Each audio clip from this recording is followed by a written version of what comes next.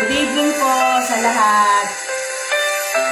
Good evening at ulitin natin, alam kong may magagawa ang Diyos.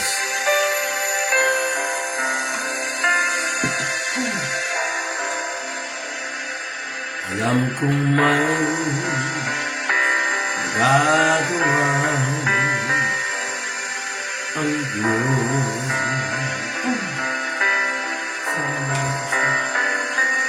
Alam kong may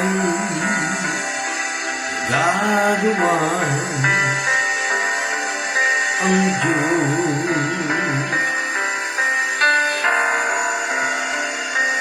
Kung ako'y magtatapat sa Kanyang naglilingkod, alam kong may magagawa ang Diyos.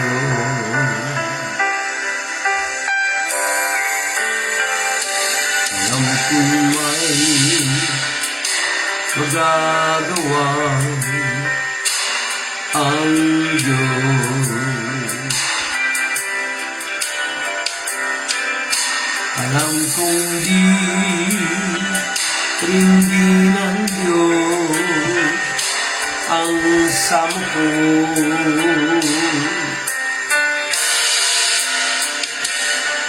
Kung ako'y magkatapat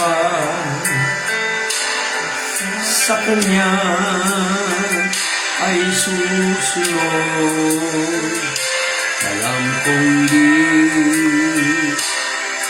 ng Diyos ang samo ko. Father God, nandito kami upang ituro ang iyong salita na nilagay mo, Lord, na randomly, walang fixed na menu ang pag-aaral ng salita ng Diyos. Alam po namin na dito sa propesiya sa Biblia ay meron kaming pag-aaralan ngayon, 11 na propesiya patungkol kay Kristo na nabanggit sa luma at bagong tipan. Ang kahalagaan nito ay ibig sabihin, hindi pa po pinapanganak si Jesus bilang tao, bilang salaman, ay nasusulat na mangyayari at nangyayari. Ang kahulugan nito, Lord, sa aming buhay, kung ano man ang hindi namin sa pangalan ni Jesus, ay tutugunin mo. Pagpapala, proteksyon, pag-asenso, higit sa lahat, kaligtasan, in Jesus Christ's name. Amen. Magandang gabi, at aming paksa ngayon ay ang tungkol sa 11 na propesiya, pero ang pag-uusapan natin ay 4. Ay 4 pala, sorry. Unang-una, si Jesus ay nasa lahi ni Abraham. Pangalawa, si Jesus ay nasa lahi ni Judah. Pangatlo, nasa lahi ni Haring David. At yung pang-4, siya ay ipinanganak sa isang birhen. At yung pang-5, ang lugar na kapanganakan ni Jesus ay sa Bethlehem, sa loob ng lugar ng Nazareth. Kaya natin pinag-uusapan itong mga propesiya na ito. Pwede kayong mag-take note. Pwede kayong mag-take notes, pwede nyo i-replay ito, kasi napaka-importante po nito. Maraming Kristiyano ngayon, puro ang daming tinuturo, pero minsan na may miss na nito mga topic na to. Ako po as usual, si Vic Soto. Call me Victor Emmanuel Soto. At nandito si Delia Soto, yung asawa ko. So pag-uusapan natin ngayon, the fulfilled prophecies concerning Christ. Kaya natin iniklian to kasi alam ko mahal ang data eh. Pero the Lord will provide. Naka-data lang po kami, kaya kami ay nagtitipid kung tutusin. Pero dahil naka-wifi kami, hindi kami nagtitipid. Tama ba yan? Tama ba yan, Toya? So, pakinggan nyo. Yan, nagpapatawa lang ako, tinitignan ko kung may nakikinig. So, mga kapatid, pumunta tayo. Bakit si Jesus Christ nasa lineage ng lahi ni Abraham? Kasi si Abraham ang binanggit sa Biblia na ninuno ng mga paternal or yung ninuno ni Jesus Christ. Pakitignan mo nga yung Genesis chapter 2, 12. verse 2. 12. Chapter 12, verse 2.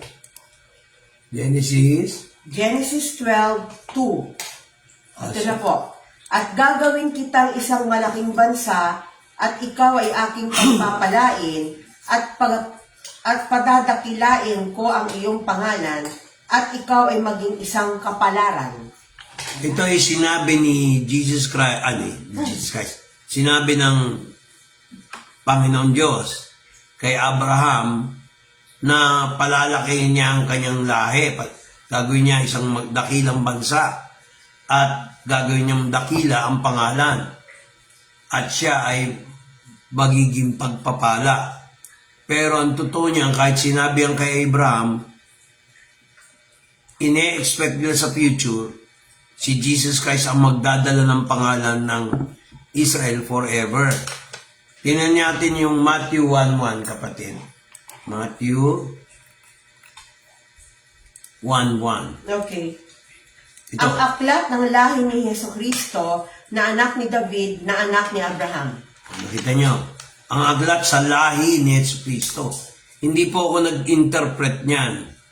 Ang nag-interpret niyan, yung mismong Bible sarili niya. Amen. Tingnan nyo, ang nagsasalita dito sa Matthew 1:1 ay si Mateo. Sabi niya, ang aklat ng lahi ni Jesucristo, anak ni David, na anak ni Abraham. Amen. So, yung interpretation niyan, hindi po ako yan. Ang Biblia nagsasabi. Tingnan mo ang Galatians sa, 3:16. Aklat ng Galatia, Kabanata 3, talata 16. Okay. Ngayon kay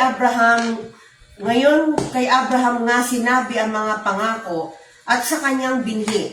Hindi sinasabi ng Diyos at sa mga binhi na gaya baga sa marami, kundi gaya sa iisa lamang at sa iyong binhi na si Kristo. Ang punto dito, kung ating i-analyze yung English version, ang sabi, now to Abraham and his seed. Hindi sinabing, now to Abraham and to his seeds were the promise made. O, tama. O, he says not, and to his seed, yan, as of many, but as of one, to thy seed. Ininterpret ni Mateo, ay ni Pablo, Book of Galatians, na inilagay sa binhi ni Abraham. Lahi ni Abraham. Ang binhi na yun na tinutukoy ay si Jesucristo. Kung naalala nyo, naghasik si Jesus Christ, siya ng parable, the sower. Naghasik siya ng mayroong isang tao, naghasik ng mga binhi. No? Parang farmer. No? Husbandman eh. Ibig sabihin, farmer. Naghasik siya. At ang hinasik niya ay binhi ng palay, ng wheat. No? O kaya mustard seed. Maraming ganon. Pero ang importante, yung binhi ng isang palay o wheat. Ang sabi ni Jesus Christ doon, kung naalala nyo, yung naghasik ng binhi, yung husbandman o yung sower, yun yung ama. Hinasik ng ama ang kanyang binhi at ang binhi niyon si Kristo. Yung lupa na hinagisan ng binhi, parang ang magsasaka, kinumpere, agricultural blessing, kinumpere sa present blessing. Merong binhi na nahulog sa tabi, wayside. Meron namang mabato, may matinik, meron dawagan, at meron mabuting lupa. Ang tanong ko, anong klase kang Kristiyano? Ikaw ba yung fertile? Ikaw ba yung lupa na mabuti? na pwedeng tumubo ang binhi, o ikaw yung binhi na bato-bato, batugan, nangangako ka, hindi ka tumutupad. May ganun eh. Ngayon, tutupad, tutulong daw, hindi naman tumutulong. Yung pangatlo, maaaring ikaw yung tinik. Pag na-bless, nagkaroon na ng konting problema, okay lang umiyak, pero huwag ka lalayo sa Panginoon. Amen. O ikaw yung taong ayoko na mag-church. O may problema, ayoko na mag-church. May ganun eh. Parang ganun. No? Sinampulan ko lang kayo. Hindi ako nagpaparinig, nagsasabi lang ko totoo. At saka yung mga tao, ikaw ba yung bukid o lupain na talagang gusto mo ang salita ng Diyos o may masama ka pang intensyon? Di ba? Yes. Kung masama ang intensyon mo, di ba? Marami nag-church, hindi tama ang puso. Parang bukid, no? May nasa tabi-tabi, tabi lang ng church, meron naman yung along the way, no? Pero hindi nakikinig. Meron naman yung tinik sila sa salita ng Diyos. Meron naman iba mga bato-bato, batugan. Meron naman yung mabuting lupa, no? Ang tanong, ikaw ba ay isa sa mabuting lupa ng Diyos? Hindi biro yung mag-aral ng salita ng Diyos. Kaya, nakita nyo, isang line of Abraham, line of David. Bago pinanganak ang lahi ni David, yung lahi ni Judah. Di ba may bansa, Judah? Yun yung Saudi, minsan naririnig nyo. Judah. Tinan nyo yung Genesis 49:10. Kasi sa Genesis 49:10, sandali habang hinahanap ko, 49:10. Mabilis naman ako maghanap eh. 49:10, basa. Okay. Ang setro ay hindi maiiwalay sa Juda, ni ang tungkod ng pagkapuno sa pagitan ng kanyang mga paa hanggang sa ang syelo ay dumating at sa kanya tatalima ang mga bansa. Alam niyo ba na si Jesus Christ ay hindi taga-Israel? Baka magulat kayo. Si Jesus Christ ay taga-land of Judah. Kung tataka kayo, no? Wala pa si King David, prophesied na yan sa Genesis 49:10. Ang propesya na si Jesus Christ, mga kapatid, ay from the line of Judah, tribo ni Judah, lahi ni Judah, bago pa kay David. Tingnan niyo Matthew chapter 4, kung tama ako. Matthew 4:2. Tingnan natin mga kapatid. Matthew, no? Chapter 1, verse 2. Tingnan niyo. Ano sabi? Abraham begat Isaac and Isaac begat Jacob. Jacob, who is Israel, begat Judas. Nakita nyo? Jacob is Israel. Pero tingnan nyo. Pinangalan niya si Judas. Hindi Judas Iscariot Judah. Yung pagkatagalog kasi very confusing eh. Para sa mga baguhang Kristiyano. And his brethren. Basa Tagalog. Medyo pausa ko, pasensya na kayo. Naging anak ni Abraham si Isaac, at naging anak ni Isaac si Jacob, at naging anak ni Jacob si Judah, at ang kanyang mga kapatid. Kita mo, indirectly, tingnan nyo. Naging anak ni Abraham si Isaac, at naging anak ni Isaac si Jacob, at naging anak ni Jacob si Judah, at ang kanyang mga kapatid. Si Jacob, yan ang lumang pangalan ni Israel. Pero hindi siya considered from Israel kasi dumaan sa lahi ni Judah. Kaya nga yung mga Pariseo nagdi-disagree. Yung mga Pariseo sa Saduseo ng mga panahon ni Jesus Christ at panahon ni Pablo, nagdi-debate sila ano ba talaga si Jesus Christ. Wala namang Mesias na nanggagaling sa tribe ng Bethlehem, ni Benjamin. Kaya nagkakagulo sila. Pero deep inside, kung ating i-analyze, talagang dumaan sa lahi ni Judah bago sa lahi ni King David. Tapos tingnan natin ang final, yung line of David, 2 Samuel 7:12. No? 2 Samuel 7:12. Hanggang, teka kung naalala ko. Verse 12 at saka 16. 12 to 16? 12 and 16. Pagka ang iyong mga araw ay naganap at ikaw ay matutulog na kasama ng iyong mga magulang, Aking ibabangon ang iyong binhi pagkatapos mo na magmumula sa iyong tiyan at aking itatatag ang kanyang kaharian.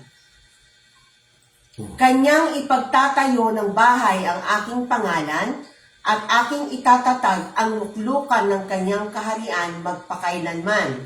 Tapos verse 16. Excuse me? At At ang ang iyong- iyong sambahayan at ang iyong kaharian ay matitiwasay magpakailanman. Sa harap mo, ang iyong luklukan ay matatatag magpakailanman. O di ba? Sa panahon ni King David, natupad yan hanggang kay Solomon. Di ba naalala niyo nung ginawa yung templo ni Solomon? Hindi naman si David ang gumawa eh. Ang nag-ipon ng materyales tsaka mga treasures, si King David. Dahil siya ay warrior, syempre may dugo yung kanyang kamay, hindi siya pinagawa ng ano. Kaya si Solomon, nagkaroon ng 40 years of peace ang Israel for the first time nung panahon ni Haring David. Kaya itinayo niya yung trono ng Panginoon sa lupa, tinayo yung Solomon's Temple.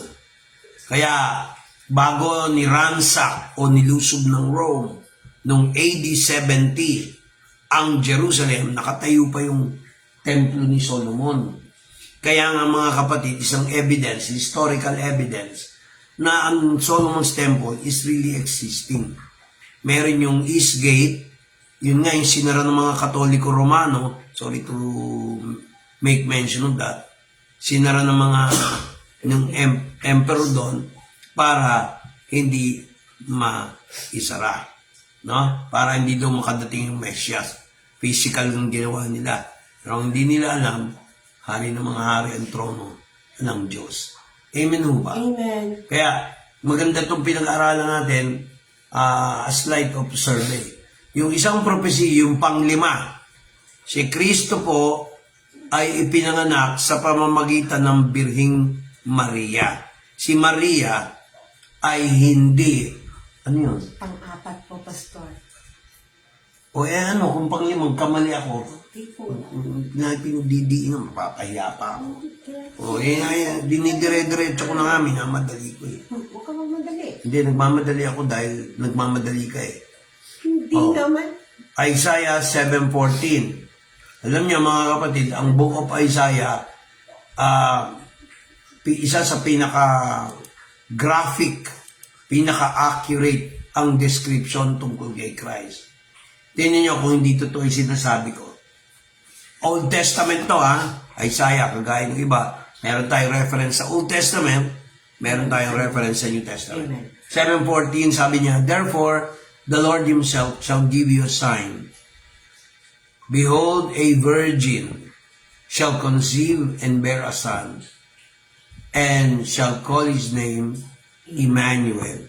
Alam niyo, itong English na Emmanuel, pangalan ko yan, Victor Emmanuel, meaning God with us. Kaya, yung virgin birth na sinasabi ko, sa ibang translation, a woman. Mali. Kasi yung woman sa Hebrew is Alma. Hindi ginamit sa Greek sa Greek ginamit Parthenus, meaning virgin. And ginamit dito, hindi virgin. Pag sinabi natin hindi virgin, ibig sabihin, hindi siya nakipagtalik o kaya nakipagrelasyon sa isang lalaki para manganak. Tingnan na ng anak si Jesus, hindi sa anak ni San Jose, Muson, Bulacan. Hindi doon. No? San Jose. So, si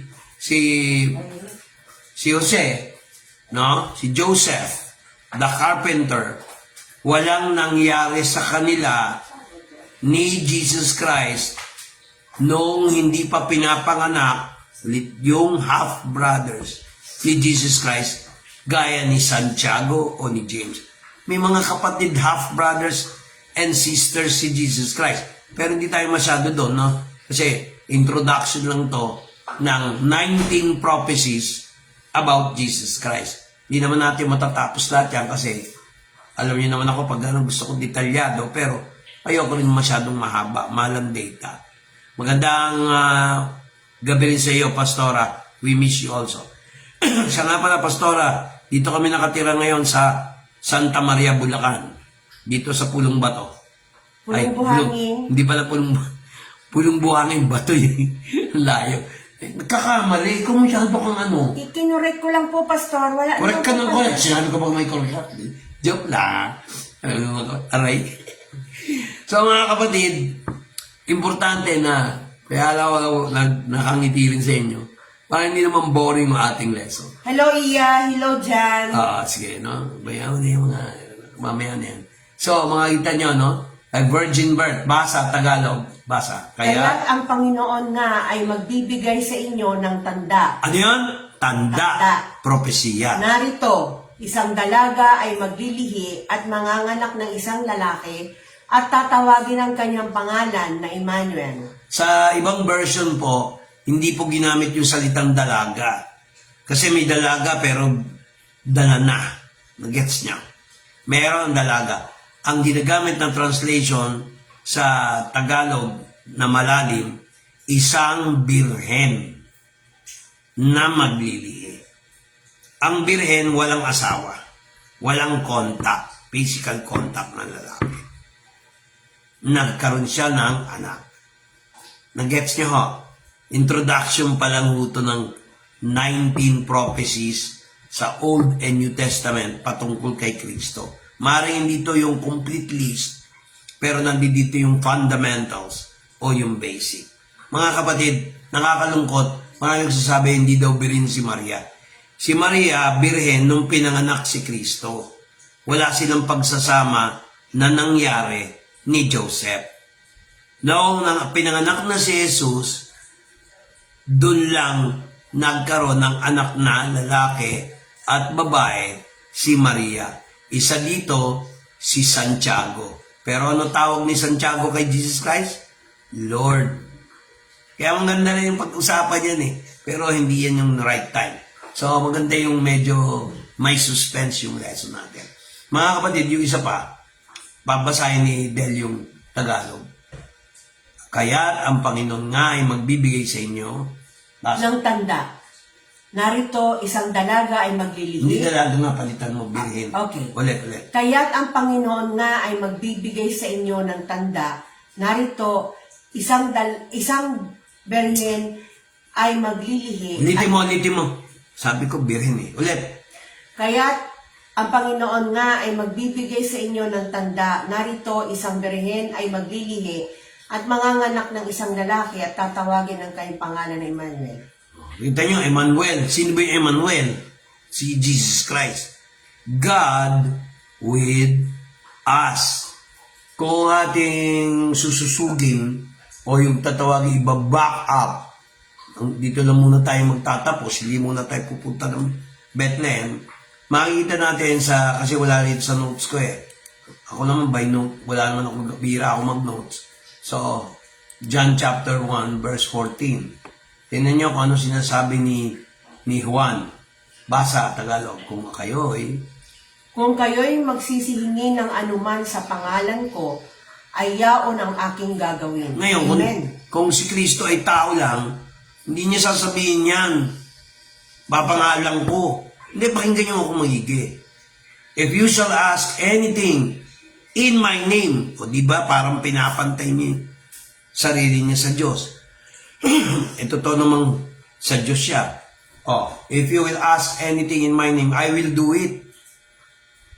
John chapter 14 verse 14. Kung anong gawin niyo sa pangalan ko? Ito na lang. Ngayon, baka pa natin ng verse sa John chapter 1 verse 12. Ba't napindot ko yung ulit. Nagkamali ako eh. John chapter 1 verse 14. Kamali ako ng pindot. Yan. Basahin mo. Tagalog.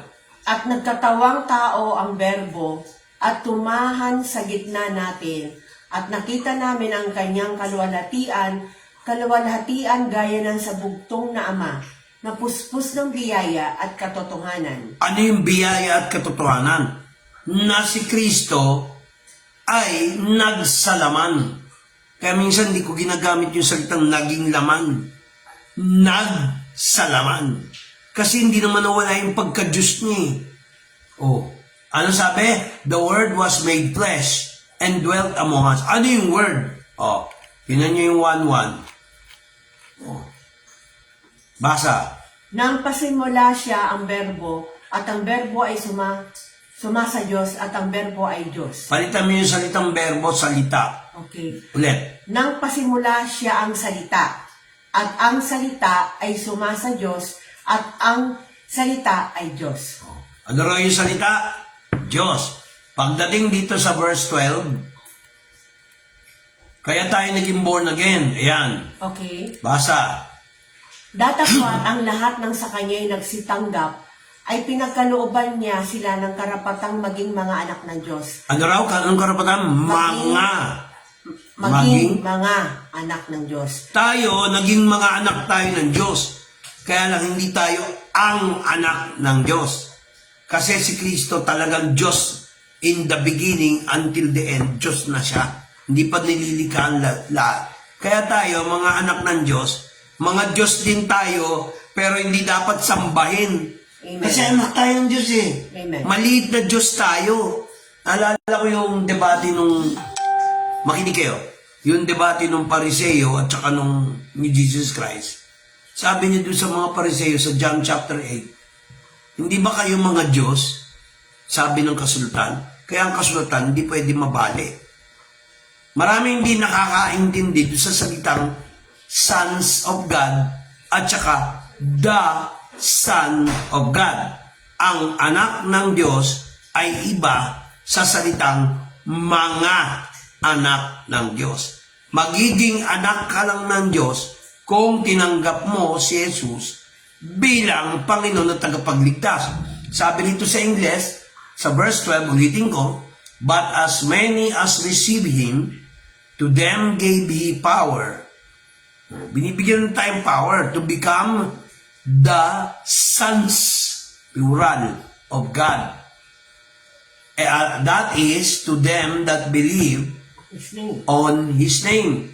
Datapwat ang lahat sa kanila'y nagsitanggap ay pinagkalooban niya sila ng karapatan maging mga anak ng Diyos. Amen. Sa makatuwid bagay, ang mga nagsisimpalataya sa Kanyang pangalan. Naging born again tayo. Bakit?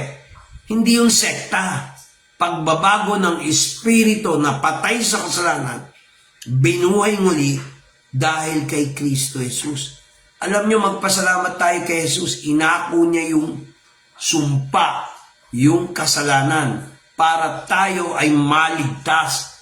Hindi alam ng iba yan. Si Jesus nga, hinubad yung pagka-Diyos eh. Yan yung Philippians. Mag-e-end na tayo dito. Philippians chapter 2. Oh. Tingnan niyo ang sinabi sa Philippians chapter 2. Oh. Verse, 5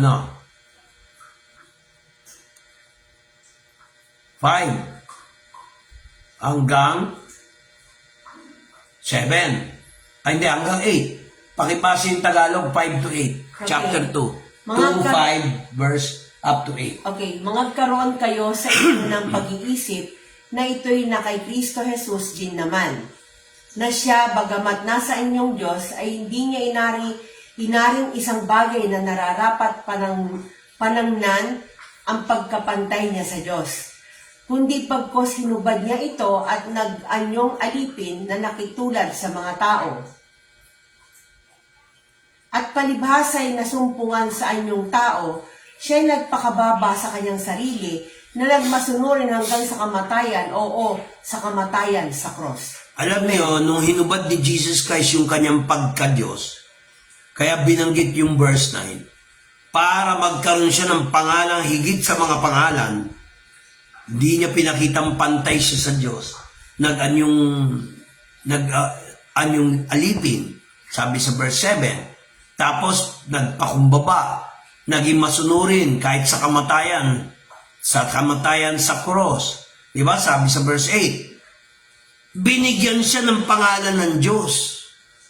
Kasi kung di siya bibigyan ng pangalan ng Diyos at tao lang siya, hindi niya makiklaim yung pagka-Diyos niya muli. Hindi na siya mabubuhay muli. Kaya sabi niya sa verse 9, ayan o, tingnan niyo. Kaya siya naman ay pinakadakilang ulit. Kaya siya naman Dahan-dahan ay pinakadakila ng Diyos at siya'y binigyan ng pangalang lalo sa lahat ng pangalan. Verse 10. Upang sa pangalan ni Jesus ay iluhod ang lahat ng tuhod ng nag-asa langit at ng Ulit. Dahan-dahan kasi. Ulit. Makabawi nga ako, kinokorek kita ako.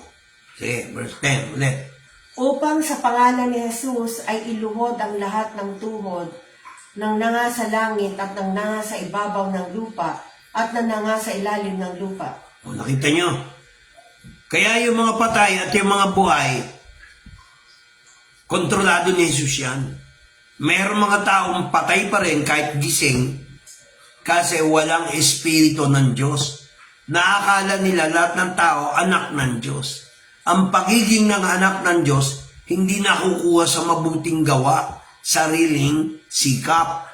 Magiging anak ka lang ng Diyos dun sa ginawa ni Jesus. Pagsisisi ng kasalanan, pagtanggap kay Kristo bilang Panginoon at tagapagligtas. Amen. Kaya sabi dito sa verse 11, upang ihayag sa lahat ng mga dila na sino raw? Hesukristo ay Panginoon sa ikaluwalhati ng Diyos Ama. Amen. Mga kapatid, tayo manalangin. Maaaring may mga tao dyan matagal na nag-church. Matagal na nakikinig sa amin. Pero hindi sila sigurado na tinanggap nila si Kristo bilang tagapagligtas. Lord, hindi naman ako mag-aaksaya ng laway, data, o wifi, o kuryente. Kung hindi importante ang salita ng Diyos. Amen. Mahirap mapunta sa impyerno, Lord. Amen. Lahat ng hindi naniniwala sa Diyos, sa salita niya, ay mapapahamak. Lord, sabi mo sa Revelations 21:8, ang unang binanggit mo po doon, yung hindi naniniwala, hindi nananampalataya sa Diyos. Sabi mo, Lord, dito sa 21:8, lahat ng matatakutin humarap sa katotohanan, mga hindi nananampalataya, yung mga mayayabang, mga pumapatay, mga pumapatol sa laman, mga mangkukulam, mga sumasamba sa Diyos-Diyosan, lahat ng sinungaling ay magkakaroon ng kanilang parte sa lumalagablab na apoy at asupre. Ito ang pangalawang kamatayan. Ngunit ang sinabi mo sa tao sa John 3:3, kailangan ipanganak muli. Paano? Tanggapin si Jesus bilang Panginoon at tagapagligtas. Hindi relihiyon. Father God, hanggang dito na lang po kami magtatapos. I pray na sila ay mahikayat mo, Lord, na tanggapin si Kristo bilang Panginoon at tagapagligtas. Amen. Lord, pinapanalangin namin ang Bulacan, yung bagyo ngayon, signal number 1, papuntang south, kasi from north to south Panginoon, ingatan mo, walang sakuna, Yes, Father. walang problema, walang aksidente, Yes, Lord. walang landslide sa lugar sa probinsya ng Bulacan, as well as Caloocan. Lord, ingatan mo ang mga taga-Bulacan at Caloocan. Kasi Lord, sila marami kaming tupad dito na aming sinasakupan. In the mighty name of Jesus Christ.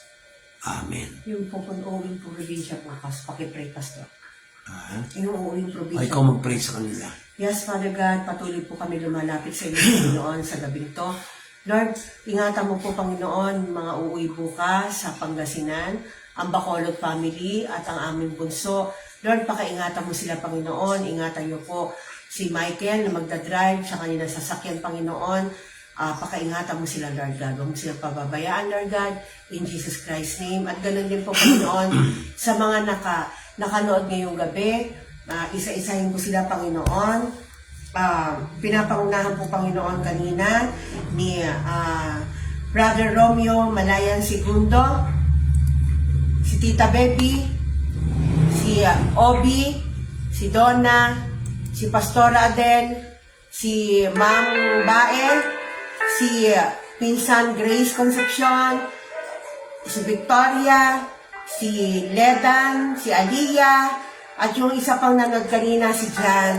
At sa lahat ng mga nakakonect, Panginoon, sa ministry na binigay mo sa amin, Lord God, abutin mo, Panginoon, ang bawat isa sa kanila, Lord God.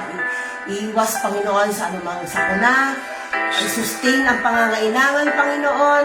Huwag mo silang pababayaan. Ganon din sa aming mag-asawa na nandito, Panginoon, na maiiwan. Ingatan mo kami at pag ganon din, Panginoon, sa aming panganay, sa kanyang asawa, Panginoon, na si Blessed Grace, at si Echo, Lord God. Ingatan mo po ang aming mga anak, Panginoon. Lord, ito po ang aming samot dalangin sa gabing to. Maraming salamat, Ama, sa pagmamahal mo sa amin. Lord God, thank you po. In Jesus Christ's name. Amen. Amen. Maraming salamat sa mga taga-subaybay. Maraming salamat. Tandaan nyo, anumang hindi nyo kay Jesus Christ, tutuloy. Amen. Kaya alisin nyo na yung doubt. No? Kasi pag nag-doubt kayo, nagre-rely kayo sa abilidad nyo. Kailangan kung ano sinabi kay Jesus, yun na yun. No more. Amen. Amen ba? Amen. Bye-bye. Bye. Good evening.